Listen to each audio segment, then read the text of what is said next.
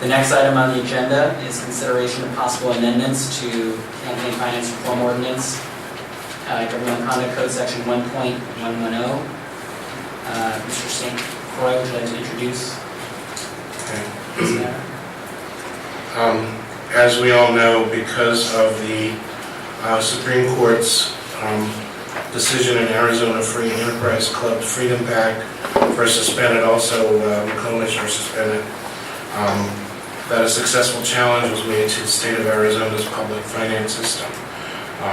The Commission needs to make a policy decision as to whether this warrants a response and change in our public finance program or not.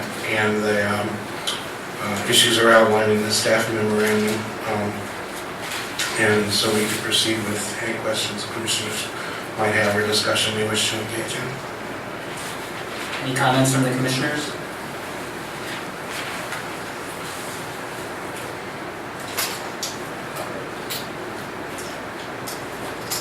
I'm sorry that we need to be considering changes at all. It is disappointing that the Supreme Court decision came down the way that it did, and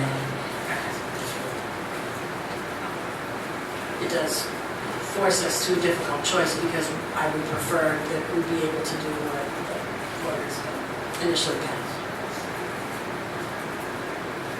Any other comments from the Commissioners? I have a couple comments with respect to the actual proposed amendments. I think on page 2, line 18, I think the subsection, should the subsection there refer to C2A? Yes, there was a revised edition of this statute, depending on which I guess. And it contained 8 changes, and these are just technical changes, and they made those corrections. Are they identified in some way as different than?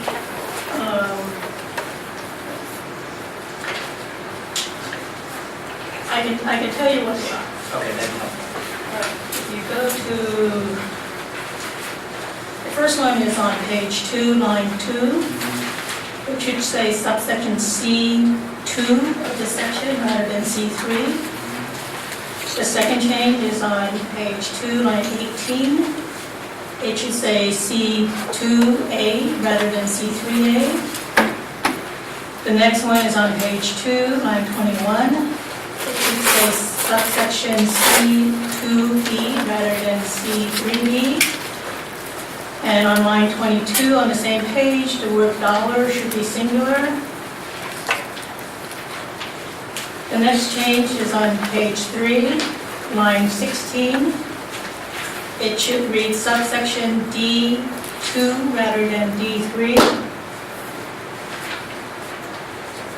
The next change is on page 4, line 9. It should read subsection D2A rather than D3A. The next change is on page 4, line 12. Subsection D2B rather than D3B. And the last change is on page 8, line 10. Page 6, sorry, thank you. Page 6, line 10. It should read subsection F instead of subsection G.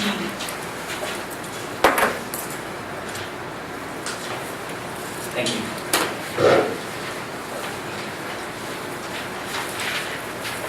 That covers my comments with respect to proposed changes. Public comment on this matter? David Hopel, can I just start by inquiring, does an amendment to this section of the code require the commission and the board to act with the 4/5, 30 days, all of that, because the staff memo does not quite cover that, and this legislation has only been available for a few days, and the revised version was only made available tonight, so can someone walk through that part first at least, and then I have some other more questions. So your question is, what does the board have to do after Mr. St. Clair, why don't you answer the question It first? requires a supermajority of the Ethics Commission. Okay, and this potentially could be the hearing tonight where that occurs with respect to the commission? Yes. Yes. And then if the board takes this up, that would potentially still go into effect during this campaign cycle, and with an ordinance in 30 days and all that, that could still happen? I mean, I'm just trying to I'm lay out not how- sure we should speculate what the board will do. I mean, my understanding is that, yes, the board could take action that would be effective for this cycle. Okay, so then I guess, moving into my more substantive comment, I'm concerned that although I understand the Supreme Court, all that, just as much as I understand that, changing the rules midstream while we're in the midst of a mayoral campaign, I think is difficult, and to the extent that this is necessary, we should do only that which is necessary and not try to tip the balance of equities one way or the other. I'm not sure how that plays out in this scenario because it's a very difficult position at a difficult time. That's what I need to tell you. All right, I'll leave it at that for the moment. Thank you.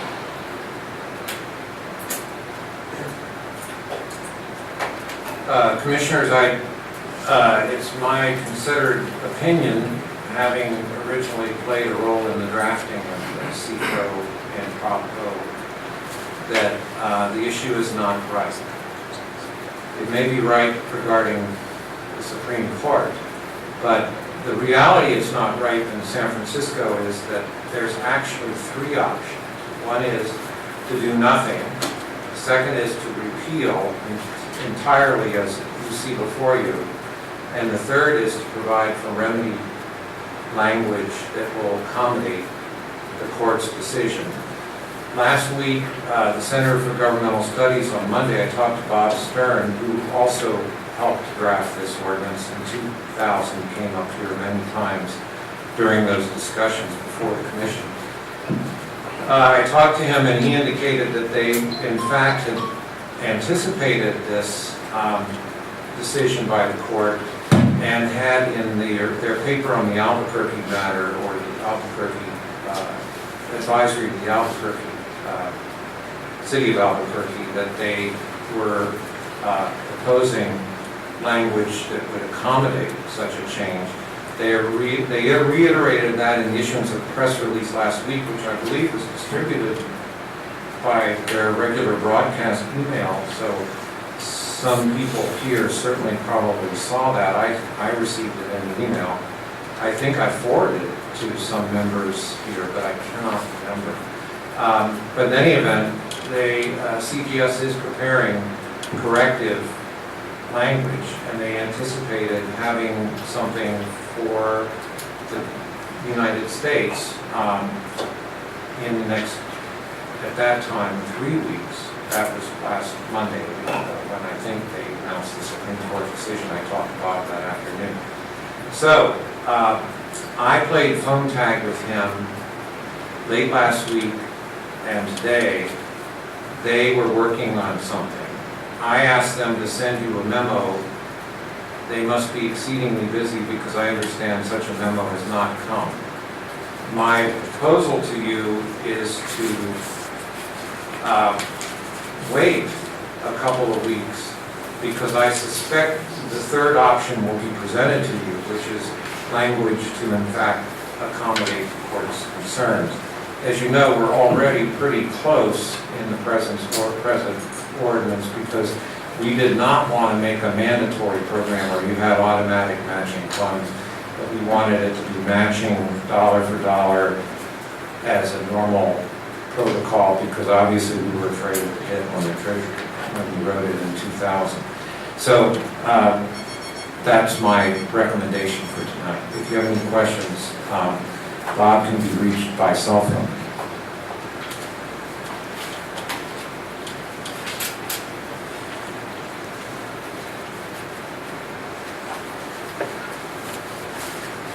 Good evening, my name is Bradley Hertz. I'm with the Sutton Law Firm, and thank you for the opportunity to speak this evening.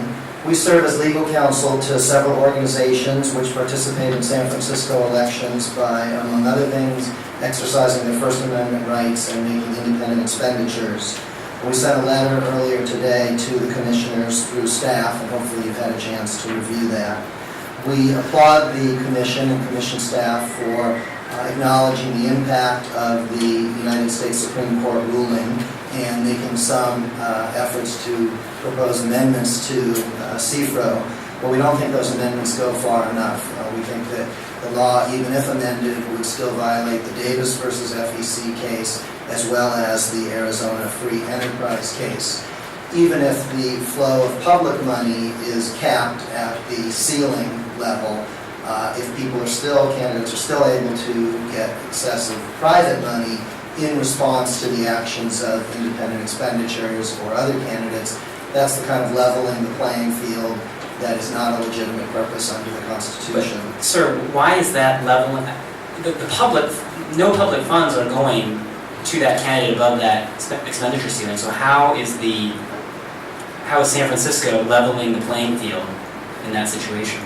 We believe the reaction to the flow of money into the system by independent expenditures or by, let's say, a self-funded candidate, if there were one for mayor at this point, means that then the rules change, the individual expenditure ceiling is lifted, even though that's not public money, that's still new money coming in to balance the expenditures and the speech. But I'm sorry to interrupt you. Just go on ahead. the other side of the equation. And you can call it whatever you want, but if it's in response to some money coming into the system, the caps are lifted, and now other money can come into the system to counter those independent expenditures or the supportive spending. To us, that looks like leveling the playing field. Wouldn't that exist if there was no public financing system at all? In other words, if you spent $1,000 and you provided ads against your opponent, they could spend more money. And does that similarly chill your right to speech because they can spend more money in response to money that you spend? I think if there were no public financing system in place and there's no cap to be lifted, then there's not a problem. The problem is when you accept public financing, you agree to a ceiling, and then that ceiling keeps getting lifted in response to independent spending. But why does the candidate who raises the additional money have any right to rely on the cap that another candidate agreed to in exchange for public financing? I don't know if it's the right to rely on the cap. I think it's agreeing to live within the cap. But that's the candidate who received the public financing, not the candidate who's spending more money, and whereby thus resulting in the publicly financed candidate being able to spend more of their own money in response. Right. And the concern is if the independent spending comes in and you look at the total supportive spending and the total opposition spending, then that lifts the individual expenditure ceiling for the candidate who has accepted public funding. Then that chills the rights of those who are making independent expenditures because their speech is going to be answered by more money that is only allowed because of their speech. And then there's, of course, the multiplier effect where if one candidate is supported, then all the opposing candidates can now go out and raise additional money. And just like in Davis versus Federal Election Commission, where the Millionaires Amendment was overturned because it changed the rules to try to meet a millionaire's campaign expenditures, we think even under this current change to 1.144, it doesn't go far enough. And you really have to change 1.143 and not allow the lifting of the individual expenditure ceiling. I'd also commend you to what the Los Angeles City Attorney's Office has written, and we included a copy of the letter, and they have found serious concerns about the viability of a similar lifting of expenditure limits. They haven't yet gone so far as to say that that should be repealed in Los Angeles, but they believe that those are significant concerns. And in addition, the notification requirements that are part and parcel of 1.143 we think are problematic and chill speech, and we believe there are cases of parties saying, well, we would have spent money, but if we knew that it was going to directly free up money, then public, now even if only private, that's going to make us think twice and give us pause as to whether we spend that money. So again, we think there should be a decision point 3 that should take a broader, more comprehensive look at the current CFRA provisions and respond more completely to the U.S. Supreme Court's concerns.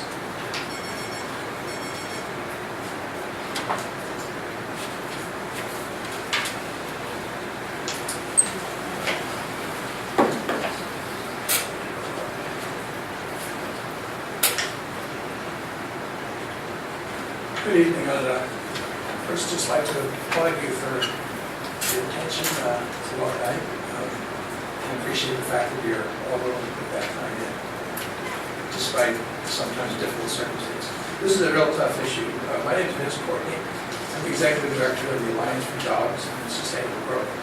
It's an organization of businesses and labor. The Chamber of Commerce belongs, the Jobs Committee, GGRA, the Hospital Association, which is the largest employer in San Francisco, the Small Business Network, and that's the business side. The labor side, we have 11 labor organizations. We have UHW, which is the largest United Health Workers, that is the largest union in San Francisco. The plumbers, laborers, carpenters, IBEW Local 1245, Teamsters, ILW 6, POA, Deputy Sheriff's Association, and the A. Philip Randolph Institute. We do independent expenditure campaigns. The way we work, we have to have a supermajority of unions and a supermajority of businesses in order to reach the decision. And if we do, we will start an IE. Two problems come up repeatedly in trying to get people to participate. One is that people simply won't spend more money quite often because they think it's going to be matched. And the other is that they'll spend their money late to give them an advantage so that it can't be matched. Okay. The problem with that, of course, is that more and more people vote early now, and so you're limited there. But I wanted to respond to the issue that you raised earlier, and that's what I see would happen if the second alternative raised by the staff were adopted is this. You'd have, say, a couple of people running for mayor.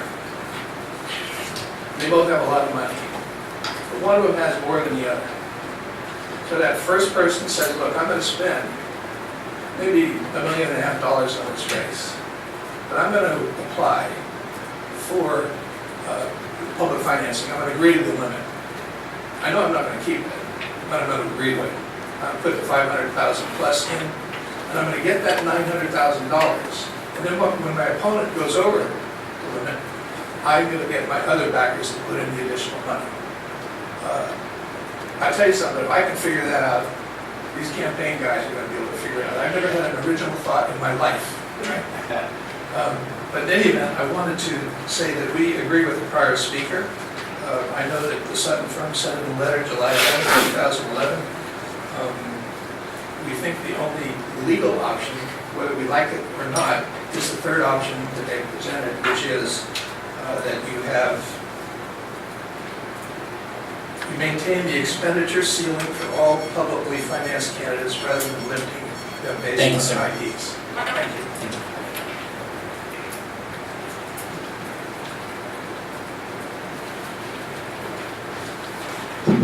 Good evening, Commissioners. Ken Cleveland, representing the Building Owners and Managers Association. I hope you guys have brought your dinner, your box dinners to the meeting tonight. I don't come to these election commission hearings very often because I'm not an attorney, so I'll just tell you some practical things of what we do within BOMA as an organization representing commercial property owners.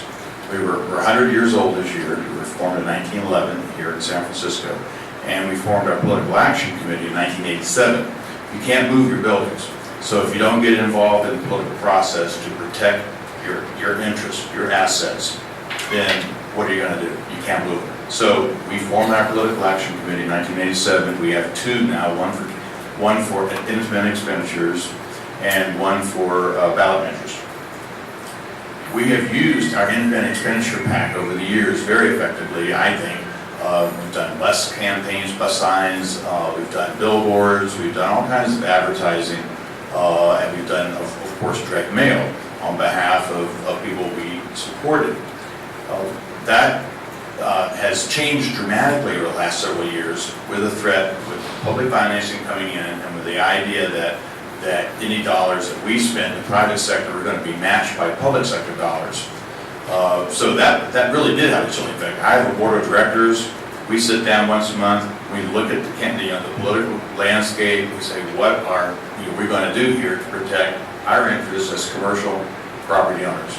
And keep in mind, most of the buildings that you look at, when you look at the skyline downtown, they're not owned by individuals, taking big bags of money to the bank. They're owned by pension funds, insurance companies, the REITs. They're owned by a lot of us in this room. Probably own a good piece of San Francisco real estate and just don't know it because it's in your 401k. In any case, it has definitely had a chilling effect. We have spent less money in independent expenditures, particularly in candidate races, publicly financed candidate races. So we would urge, just from a practical standpoint, that you really look at this Arizona Arizona case and keep the caps on public financing, but certainly not one dime of public money should go to match any sort of independent expenditures. Because otherwise, our freedom of expression, our ability to protect our assets is severely compromised. So I appreciate Mr. St. Croix's comments in the Chronicle, I guess a week ago, and I do hope that you will come to a resolution that will safeguard our rights as private citizens to protect our interests. Thanks so much.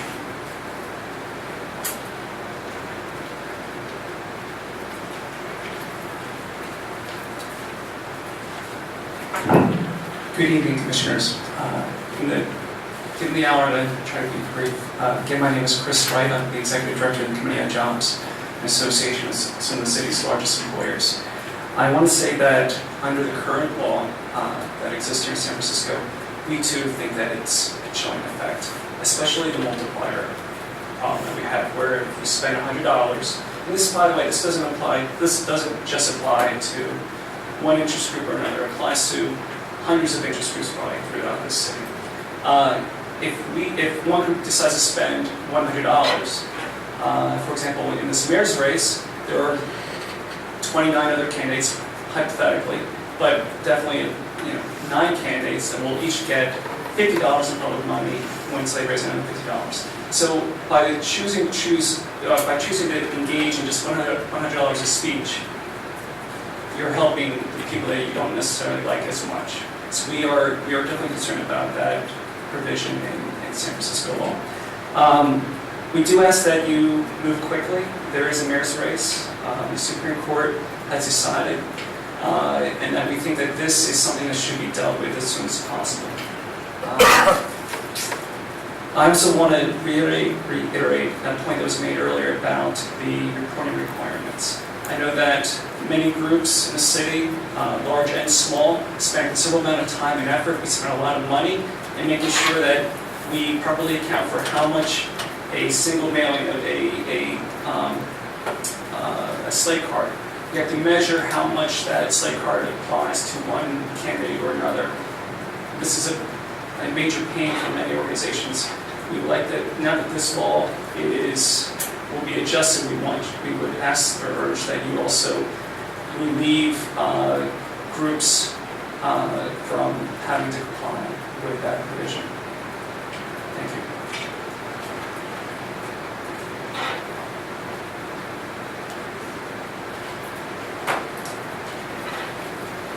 Commissioners, any further comments?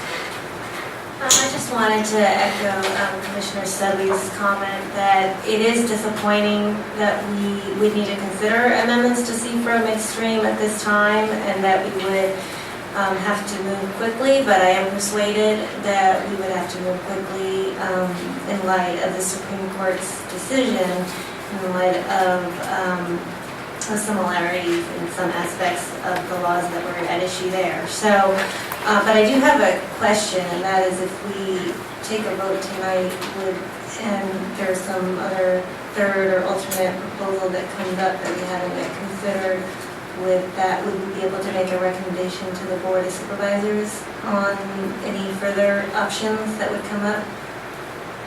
Yes. They would have presumably then 2 options sent by ethics. and they may opt for one over the other. And if our second option is the commissioner's preference, and they choose the first one, you're giving them the ability to choose between the two, rather than just sending a single one over. But if you wait and see if something else comes forward, it may not, or it may not be workable for us. So then you would be back to this again. Okay, thank you. I concur with the sentiment. Any further comments? Is there a motion with respect to decision point 1?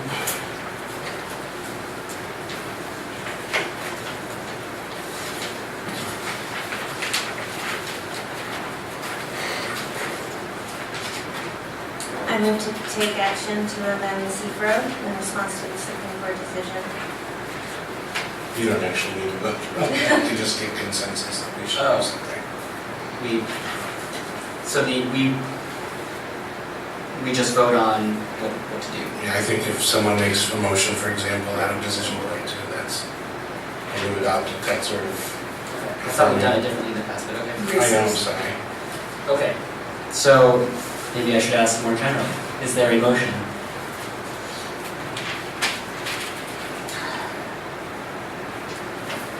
I move that we accept decision point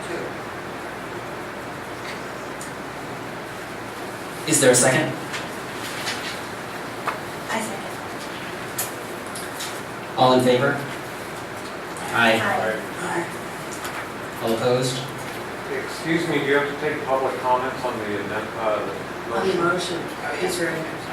No? No, we already have. I thought we just did public comment. Well, specific to the motion, now that I know there's a motion on the floor, I would like to make a comment. You can reopen, you can, as a courtesy, you can have a second comment if you want to avoid hard feelings. And we will reopen public comment.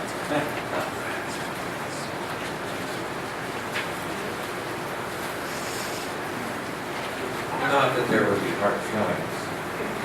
I'm not that melodramatic. I did want to say, though, for the record, that under the CFRO that was adopted in 2000, allowing you this option with a supermajority to amend the law, you do have the ability to do that, but it only furthers the purpose of the act. And I think there's a serious question that if there's a third option, which you've been informed of, that's likely to come to you, and that has been announced in writing in the press release that was sent out by CGS, and I'm sure that members of this group in the room here and staff are on that mailing list. You have an obligation to wait to see what that third option is, or you may be in violation of the provisions that allow you with a supermajority to proceed with a vote.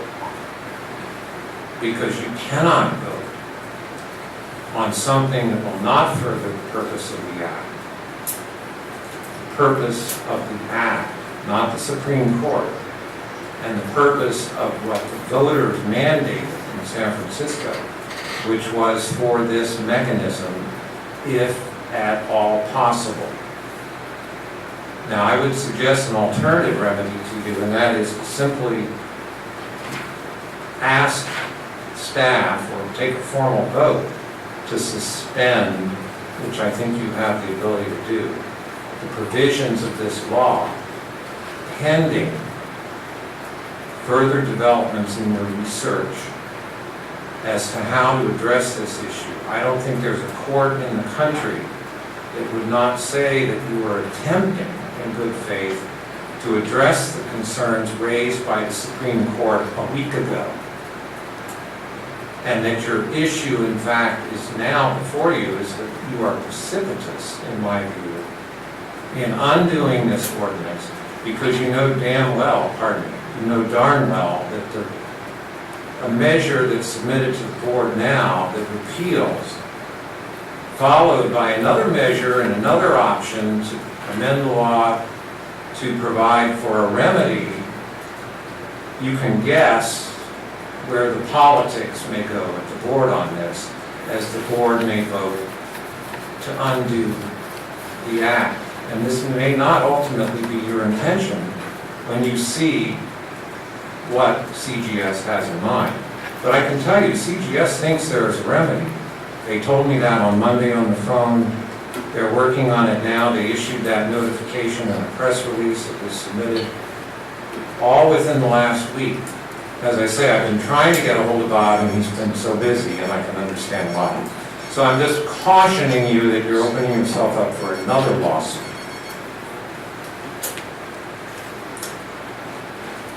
Any additional, David Philpott, again, just to follow on Charlie's comments, if you do pass the motion that you were about to pass, I would suggest if you have language that supports how making this change furthers the purpose of the law, then now would be a good time to insert it. It seems to me like that is a finding that the Commission should make in connection with any proposed amendment, which is why I started on my question earlier. Thank you. any further comments from the commissioners in light of the additional public comment? I guess my question is, how long are we supposed to wait for this third option? I mean,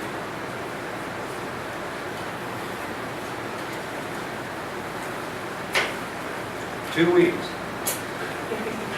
And it may actually be ready, I don't know. I couldn't get Bob this afternoon. He tried getting a hold of me, I was out. I think given the circumstances that there is no, to what I've heard, another viable option for us to consider, and given the issues, pardon me? I just want, well, no, go ahead and finish your point.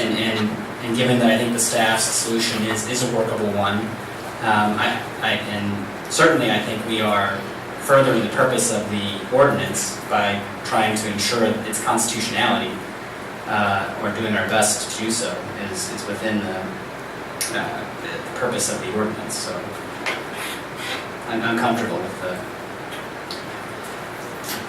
Is there anything we could do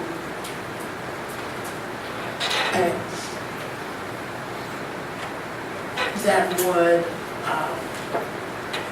make this effective a week from now, or give us a window to see if there is something that we have not thought of? This is a relatively quick turnaround. We don't want to go further than we need to. But I also realize that if we miss the window now to do something, and we leave it to our ordinary process, that we risk both extending the period of uncertainty that the candidates have to deal with, and it is never our intent to either destabilize a race or distract people from the job of communicating with the public about their objectives as candidates. And I realize there are practicalities related to when the supervisors meet and the timeframes that are built into this process. So I just wonder if there is any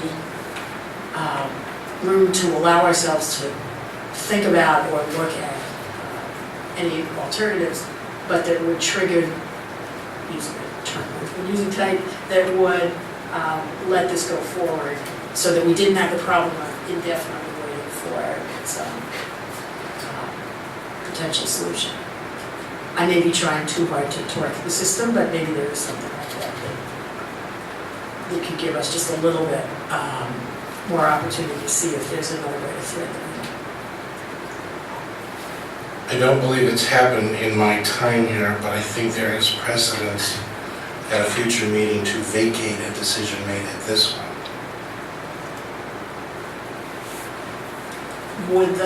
How does that relate to the supervisor's action? Do they have to wait?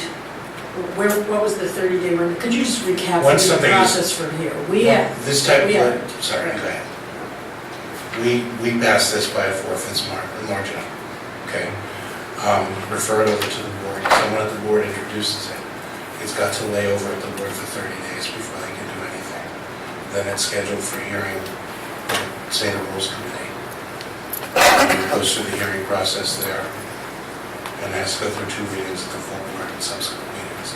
So if we came back to our next scheduled meeting and said, we have a better idea, or circumstances have changed in some way, we either vacate or vacate and replace, vacate and act, we would, the board would not yet have begun its hearings on the merits. Is that right? Right. But if we did that, would it re-trigger the 30-day that the board has to, like if we send? Right, Yes. good point, yes. And does vacating it even affect, couldn't the board act anyways, even if it was subsequently vacated? Or we could come back here 2 weeks from now in a special meeting and see whether or not this third option has presented itself, hold the meeting with that information. Vacate, then start the calendar again. Let me inform you, this is a point of information, that in 1998, the commission forwarded to the board the amendments for the annual review of the lobbyist ordinance, and then rescinded that legislation, or asked for the board to send it back, and there was no consequence at that time.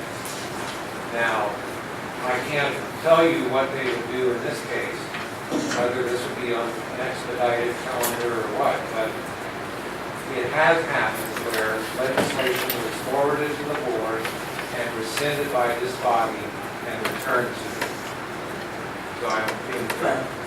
Although I think these circumstances are quite different, unless there was an active enterprise I agree. going on every day on our buses and our radio stations with people waiting to know what would happen. But I am aware of one instance. Yeah. I'm pretty well aware of them all, I think. I don't think there's any other. I was persuaded by Commissioner Ward's earlier comment that we can't wait for something that's in a vacuum. I think if we believe we have a workable solution, it is within the furtherance of the ordinance to propose it, so that we have a constitution, we have an ordinance. Preserve the core. Right, that preserves the core of what we are after and makes unfortunate concessions.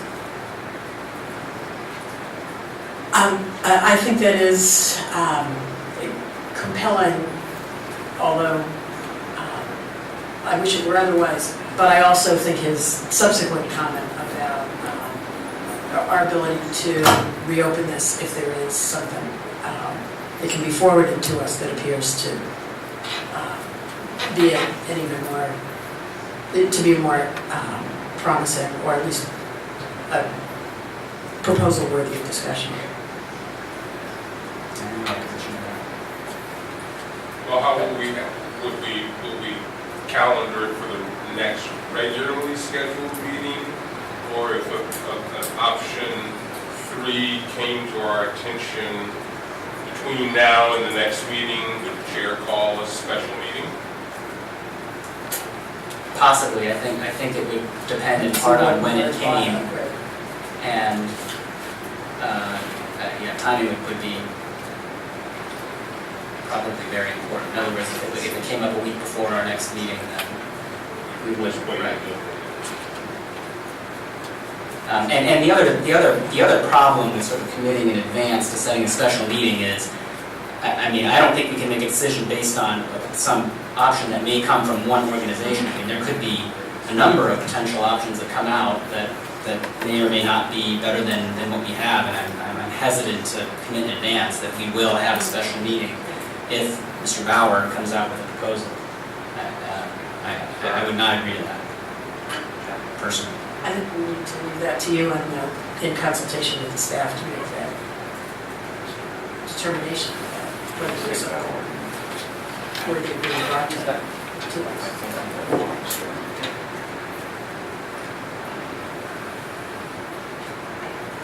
Mr. Pelfel, what do you have to If I say? might, I'm just thinking for a moment, between the 30-day requirement on amending the CFRO board being in recess for about 30 days and ordinances not taking effect for 30 days.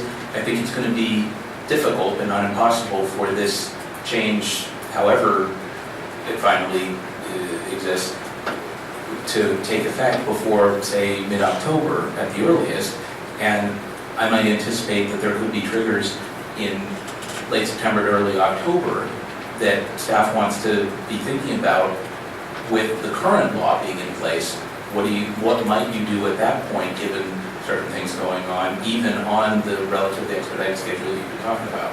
So I'm just kind of playing that out, and then any delay would, affect when anything might take effect. I'm just thinking out loud. I apologize. Is there a motion? We've already adopted a motion. Well, Except we should, we should re-adopt. I think we should re-adopt. remove. Remove. Does anybody have a motion?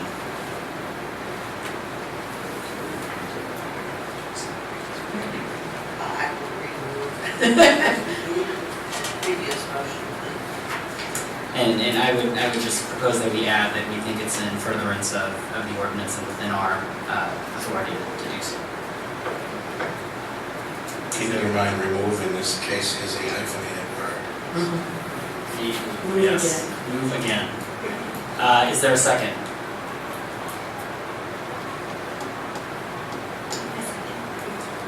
All in favor? All opposed? Nay.